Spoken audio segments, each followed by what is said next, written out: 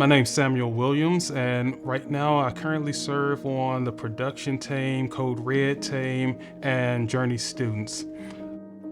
Before the Journey, I was law enforcement in the military. I did 20 years in the United States Air Force. Right at 20 years, when my time was up, I decided I was gonna let that part of my life go. Things got hard, lost a lot of purpose, I lost a lot of desire. Things didn't make me happy anymore. Me and my family, we went on a family vacation, and during that time, me and my wife, we got into, it wasn't even like a big argument, it was a small thing in the realm of fights. And I just remember we went to bed, and I woke up, and I just was sitting in a chair, and the emotions just took over me. And he was like, I don't know what to do. And I was like, I don't know what to tell you to do, and I don't know what to tell us to do, but you need to come to church with me.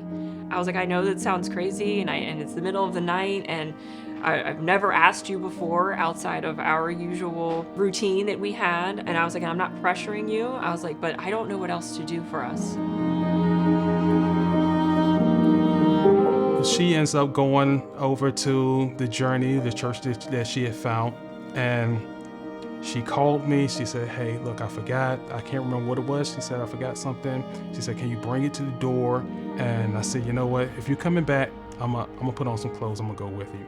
And that was the first day of 21 days of prayer. We didn't feel a big shift that Sunday, but I was like, are we gonna go back for a week of prayer? And he was like, yeah, let's. So we went Monday.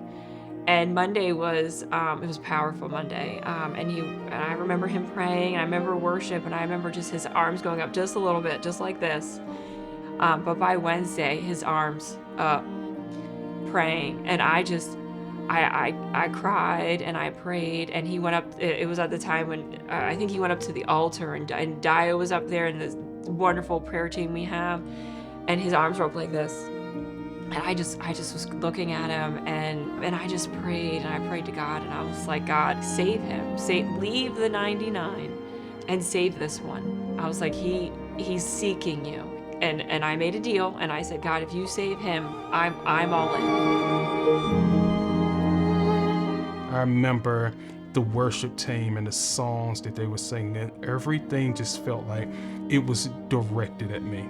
From the worship to the greetings when I first walked through the door, the experience that I had, and all these things that like I kind of fought for so long.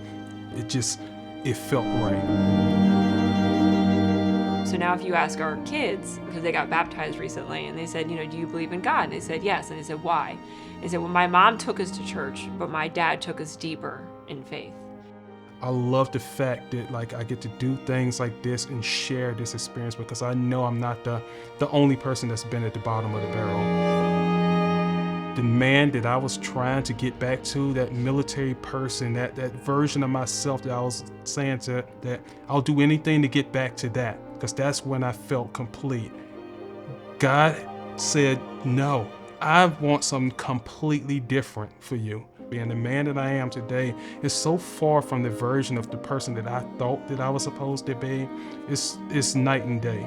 And just being able to kind of discern that now, and being able to talk to God and ask God, like, what do you want from me? What is your vision for my life? Because obviously I've been wrong so many times now that I know that I need to ask God first, like how to move. And that's how we do our day-to-day now.